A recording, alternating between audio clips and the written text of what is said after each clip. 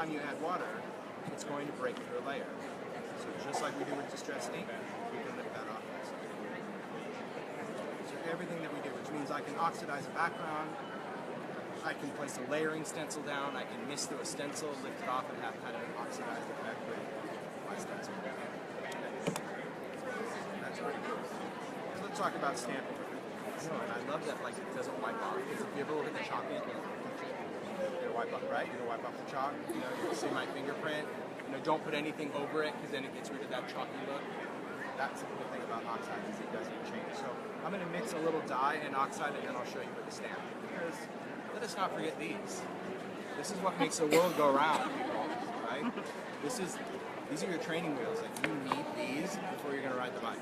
Okay? You just get on the bike. The bike.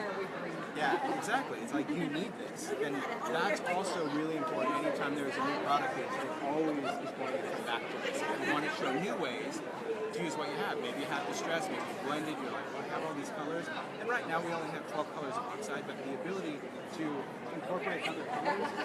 It was still nice to meet you. I really don't know the plan. I would love to know the plan, but all of you can contribute to the plan and you can tell them where are the rest of the colors, but right now there is no talk of the colors, which is scary to me because I wish that there were talks of, let's go our interest to it. Kind of like crayons. We planned the whole time of crayons, so I knew with confidence, like, here's some sets, we'll have more sets, by the end we'll have all the sets. We don't know this yet, so please speak up when you see that.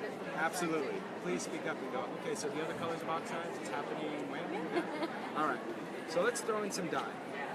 So here we've got a little abandoned coral, and we'll go with a little spice marmalade. So this is going to give me a lot more impact of my color because we threw a dye into our mix. And we're going to go in and add some Oxide.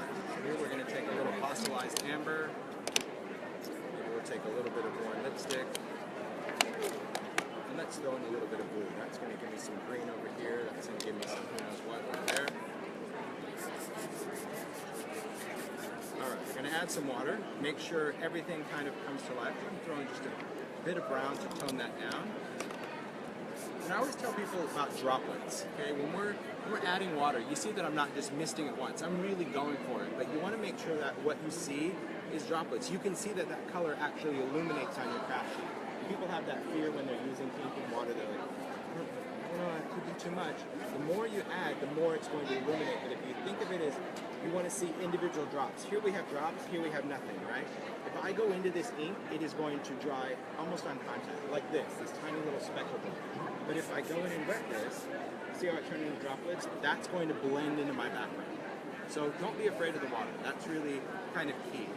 Also, when you're picking up color, you can jump around, but don't mop it up, okay? You're gonna just stir that into a whole pot of horrible, okay? But all that ink there is still totally usable. And now that we've incorporated some dye, you're gonna see a different effect. You're gonna see that we're gonna have some areas that are still very translucent, and you're gonna also have some areas that have more opacity. So here I'm going back into there, dipping into that color, from a little bit brown, and really your craft sheet becomes your palette. And we always have that ability to go back and add more. But we want to dry in between. If I want to break down that background, look at that, a little bit of water, that breaks up that background from being this solid kind of mass of color. Add and subtract. We're going to go right into that dye. Go into a little bit of that Oxide because I want to sit some of that blue on the top. Oh, wow. Remember, dyes are translucent, so when I went into that kind of abandoned coral, see how that just kind of went into my background because it was a dye?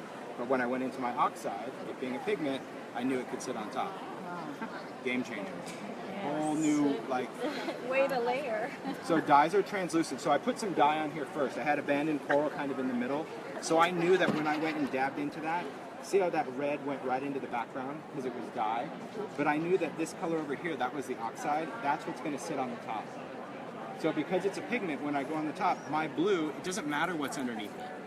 If that would have just been regular Distress ink and I went into that, blue would have just taken on the property of the background, it would have been brown.